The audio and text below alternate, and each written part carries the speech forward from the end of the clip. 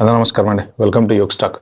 ఇవాళ యాక్చువల్‌గా V1, V2 గురించి చేద్దాం అనుకున్నా కానీ మళ్ళీ నిన్న నుంచి సడెన్‌గా 75 కంట్రీస్ గురించి కొంత సోషల్ మీడియా అంతా హడావిడి నడుస్తుంది. యాక్చువల్‌గా ఎక్కడ చూసినా 75 countries visas ban, 75 countries visas ban అని చెప్పి అదంత పెద్ద మనకి ఇంపార్టెంట్ ఇన్ఫర్మేషన్ అయితే కాదు. బట్ ఏంటంటే ఇంక చాలామంది నాకు కామెంట్లు పెట్టారు, మెసేజ్‌లు పెట్టారు ఇన్‌స్టాలో.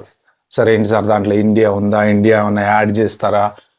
కొంచెం దాని గురించి రీసెర్చ్ చేసి వీడియో చేయండి సార్" అని చెప్తే, సార్ ఇవాళ పర్టికులర్ వీడియో 75 కంట్రీస్ ఏదైతే ప్రస్తుతానికి ఇప్పుడు ట్రంప్ వీసా బ్యాన్ పెట్టాడో దాని గురించి ఈ వీడియో చేద్దామని చేస్తున్నా. అయితే నిన్న నేను ఒక ఇంపార్టెంట్ వీడియో చేశాను. జర్మనీ రీసెంట్‌గా ఇది మన ఇండియన్ పాస్‌పోర్ట్ హోల్డర్స్‌కి ట్రాన్సిట్ అనేది తీసేసింది. చాలా ఇంపార్టెంట్ వీడియో. అది ఎవరు చూడలేదు, ఎవరు పట్టించుకోలేదు అసలు దాన్ని.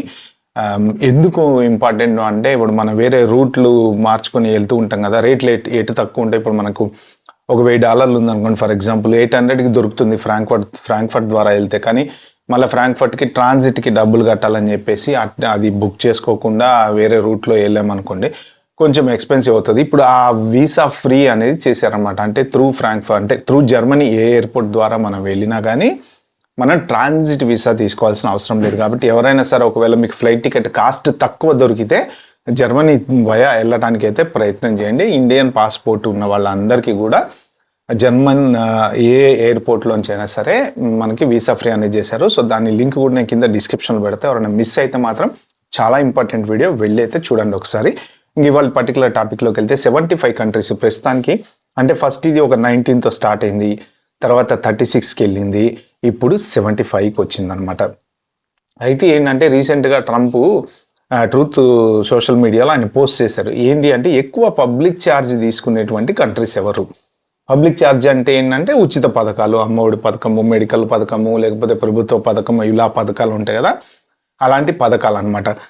జనరల్గా ఇలాంటి బెనిఫిట్స్ అన్నీ కూడా యాక్చువల్గా బయట కంట్రీస్ నుంచి వచ్చిన వాళ్ళే ఎక్కువ తీసుకుంటూ ఉంటారండి. లోకల్గా బార్న్ అండ్ బ్రాటప్ వాళ్ళు తీసుకునేది తక్కువ. అంటే జనరల్గా ఇలాంటి బెనిఫిట్స్ పెట్టడానికి రీజన్ ఏంటి అంటే, శరణార్థులు ఎవరైతే ఉంటారో, అంటే వేరే దేశంలో ఇబ్బంది పడి తినడానికి తిండి లేకనో, లేకపోతే యుద్ధాలు వచ్చి ఏమన్నా వాళ్ళకి ఇబ్బంది వస్తేనో, లేకపోతే వాళ్ళకి ఏ రకంగా కరువు కాటకాలు వస్తేనో, లేకపోతే ఇలాంటివి ఏమన్నా డిజాస్టర్స్ గనక జరిగినప్పుడు అక్కడి నుంచి వాళ్ళు ఈ దేశం వచ్చి ఈ దేశంలో మాకు బతకడానికి ఇబ్బంది అవుతుంది, మేము బతుకుతాము అని చెప్పేసి ఆ శరణార్థులు ఎవరైతే ఉంటారో వాళ్ళకి రాగానే, అంటే దాంట్లో చదువుకున్నోడు ఉంటాడు, చదువుకున్నోడు ఉంటాడు, ఎవరుంటారు, ఇలాంటి వాళ్ళందరూ ఉంటారు. కాబట్టి వాళ్ళకి ఒక అకామిడేషన్ ఇచ్చేసి ఎంతో కొంత డబ్బులు ఇచ్చేసి మీరు నెమ్మదిగా ఏదో ఒక వర్క్ ఎత్తుకుండ్రా, బెనిఫిట్ స్కీమ్ అనమాట.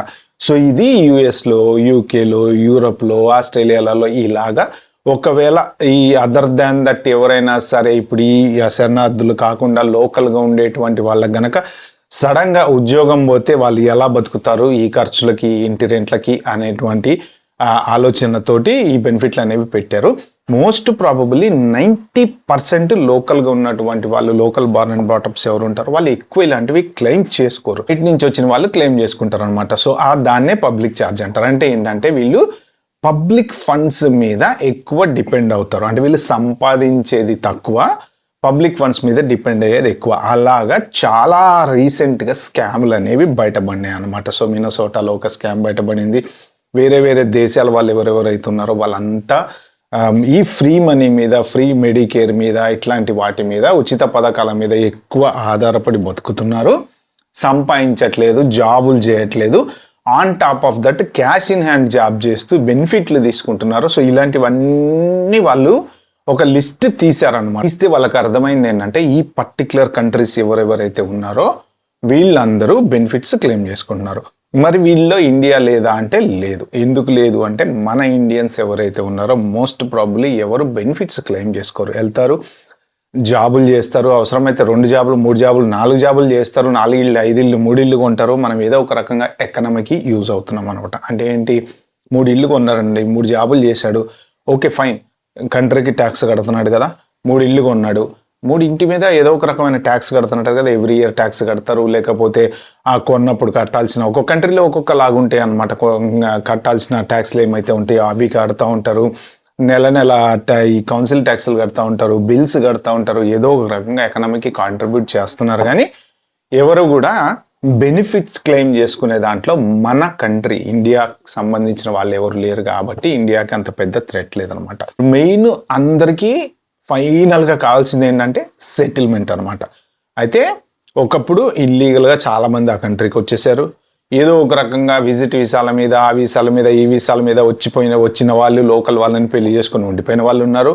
తర్వాత ఇంకొక రూల్ ఏముంది అమెరికాలో, ఎవరైనా కనుక సిటిజన్ ఉంటే వాళ్ళ సిబిలింగ్స్ని కానీ పేరెంట్స్ కానీ స్పాన్సర్ చేయొచ్చు. ఎవడో ఒక్కడు వచ్చేసి ఒక ఫ్యామిలీలో ఎట్లో గొట్ల సెటిల్ అయిపోయి ఒక 15 ఏళ్ళు 20 ఏళ్ళ తర్వాత సిటిజన్ అయ్యాడు అనుకోండి, ఇక వాడు మళ్ళీ వాళ్ళ ఫ్యామిలీ వాళ్ళందరినీ తీసుకొస్తున్నాడు. ఇలా ఫ్యామిలీ బేస్డ్ గ్రీన్ కార్డులు అనేవి చాలా ఎక్కువైపోతున్నాయి. అసలు ఇలాంటి వాళ్ళలో మంచివాడెవడు చెడ్డవాడెవడు, ఇప్పుడు మొన్న వైట్ హౌస్ దగ్గర ఒక ఇన్సిడెంట్ జరిగింది, తర్వాత ఇంకొక చోట ఎక్కడో ఇంకొక ఇన్సిడెంట్ జరిగింది.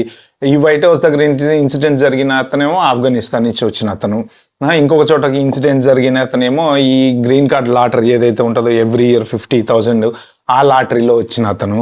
సో ఇప్పుడు కొన్ని కంట్రీస్ ఉన్నాయి, ఆ కొన్ని కంట్రీస్కి గ్రీన్ కార్డ్ లాటరీలో వాళ్ళు ఎవ్రీ ఇయర్ అప్లై చేసుకుంటారు అనమాట. అప్లై చేసుకుంటే లక్కీగా తగిలింది అనుకోండి, వాడికి గ్రీన్ కార్డ్ వస్తుంది, వాడు ఇక్కడికి వచ్చేస్తున్నాడు. అసలు వాడు ఎలాంటి వాడి బ్యాక్గ్రౌండ్ ఏంటి, వాడి క్రిమినల్ హిస్టరీ ఉందా అంటే నేషనల్ సెక్యూరిటీకి సంబంధించిన వెట్టింగ్ అనేది ఇప్పటిదాకా సరిగ్గా చెయ్యలేదు. కాబట్టి వీళ్ళందరూ కూడా ఇంకా ఇప్పుడున్న ప్రెజెంట్ సిచ్యువేషన్లో మన కంట్రీకి థ్రెట్ కింద ఉంటారు. కాబట్టి వీళ్ళని అసలు ఫస్ట్ మనం వెట్టింగ్ చేద్దాము అని చెప్పేసి ఈ ప్రాసెస్ ఏదైతే ఉందో, గ్రీన్ కార్డ్ ప్రాసెస్ ఏదైతే ఉందో, పర్మనెంట్ రెసిడెంట్కి సంబంధించినటువంటి ప్రాసెస్ అది ప్రస్తుతానికి పాజ్ పెట్టారు.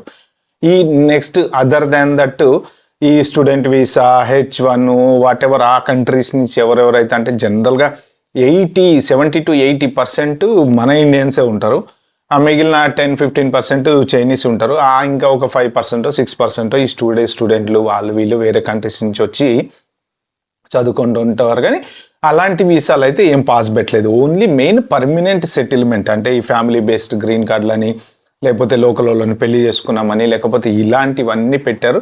ఇంకా కొన్ని కంట్రీస్ నుంచి ట్రావెల్ బ్యాన్ ఏదైతే ఉందో అది యాజ్ యూజువల్గా నడుస్తూనే ఉందన్నమాట. అయితే ఇప్పుడు ఇండియాకి దీనివల్ల ఏమైనా నష్టమా? నన్ను చాలామంది అడిగినటువంటి క్వశ్చన్లు ఏంటంటే యాక్చువల్గా ఓకే, ఇప్పుడు వీళ్ళ గ్రీన్ కార్డులన్నీ పాస్ పెట్టారు కదా, ఇక వీళ్ళ గ్రీన్ కార్డులు ఎప్పుడు మళ్ళీ కంటిన్యూ చేస్తారో తెలియదు కదా, వీళ్ళకి ఇవ్వరు కదా, కాబట్టి మనకి ఆ కార్డులు ఖాళీగా ఉంటాయి కదా. అంటే ఇప్పుడు ఫర్ సపోజ్ సంవత్సరానికి 1,00,000 గ్రీన్ కార్డులు ఇవ్వాలనుకోండి ఎగ్జాంపుల్.